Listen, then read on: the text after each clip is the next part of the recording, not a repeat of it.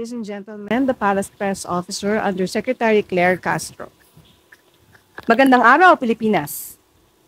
Inimbitahan ni President Ferdinand R. Marcos Jr. ang Indian business groups sa ikatlong araw ng kanyang state visit sa India na makipag-ugnayan sa kanyang economic team upang magbukas ng negosyo at iba pang business opportunities sa mas lumalagong ekonomiya ng Pilipinas ngayon. Sa kanyang mensahe sa Philippine-India CEO Roundtable Meeting kaninang umaga, binigyan diin ni Pangulong Marcos Jr.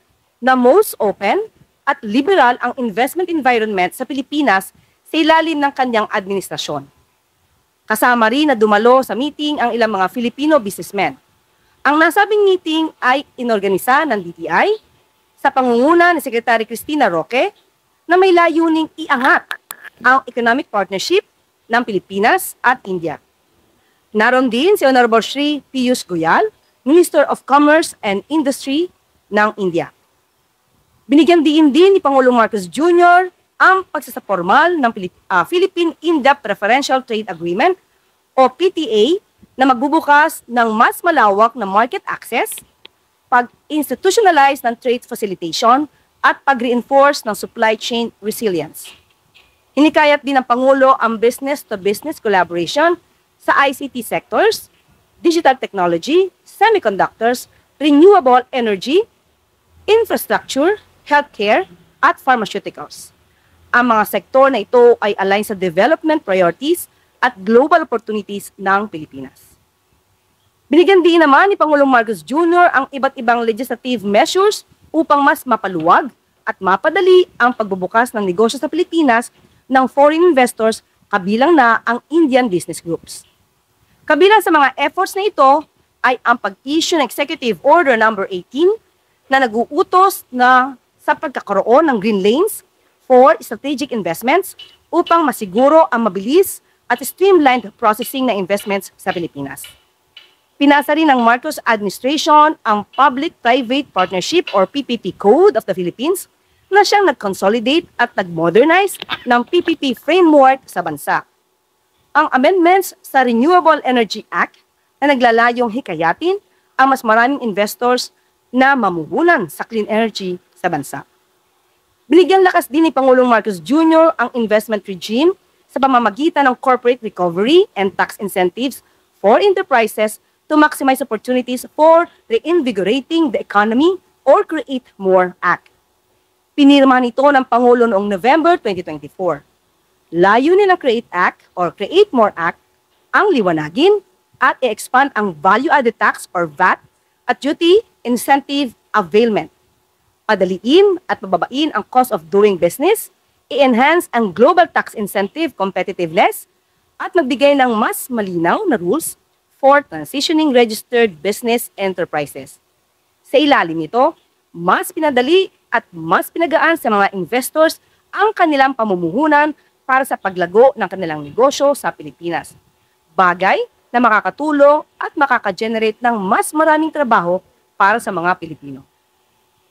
Ayon kay Pangulong Marcos Jr., layunin ng mga measures na ito na time-bound, performance-based, and transparent ang Pilipinas sa gitna ng pabago-bagong pangangailangan ng mga investors. Maliban dito, binigyan pansin ni Pangulong Marcos Jr. ang pagpapahalaga sa human capital ng bansa, dahilan upang ipasa ang Enterprise-Based Education and Training or EBET framework.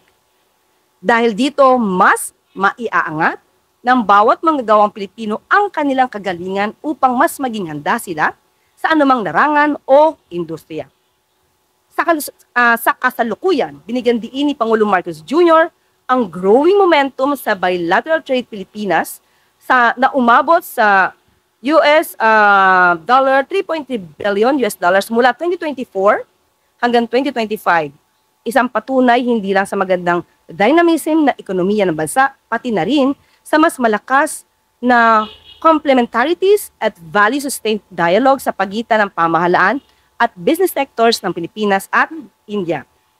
Ipinahayag din ni Pangulong Marcos Jr. ang sustained economic growth ng bansa na umabot sa 5.7% GDP growth noong 2024, patunay na mas healthy at robust ang banking sectors habang patuloy na nakakatanggap ng stable at positive investment grades ang ating credit rating ng bansa.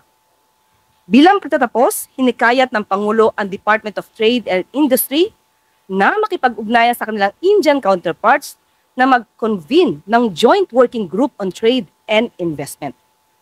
Inutos din ng Pangulo sa DTI na pangunahan ang efforts ng pamahalaan sa PTA.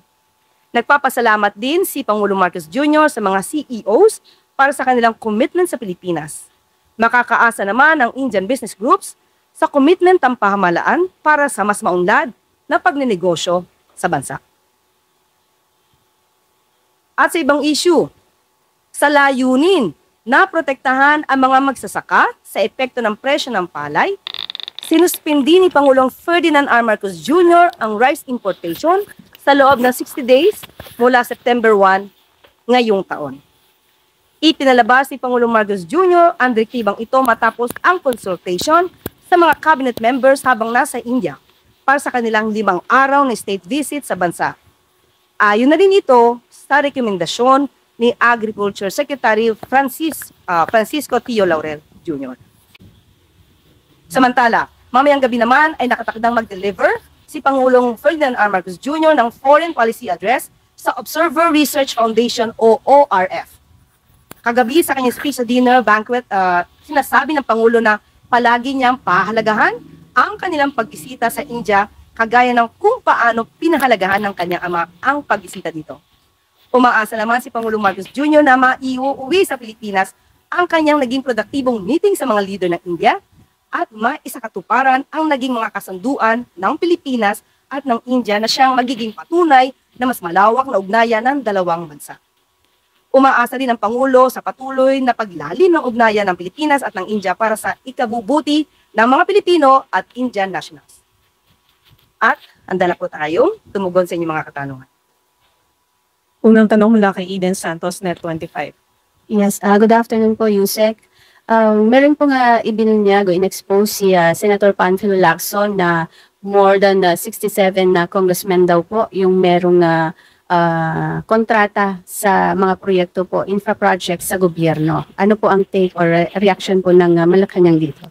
Yan po ay welcome dahil yan po rin ang hihikayat ng ating Pangulo kung sino man ang nakakaalam ng mga may ugnayan patungkol sa mga proyekto na masasabing di natin sabihin ni anomalya agad dito dahil di natin hindi magkakaroon ng judgment kaagad-agad. Kung meron silang naiisip na maaaring magkaroon ng anomalya or nagkakaroon ng anomalya, welcome po lahat yan. Kung ito po ay maibubunyag ni Senator Lacson at siya may mga pruweba po, welcome po yan sa Pangulo at sa administrasyon.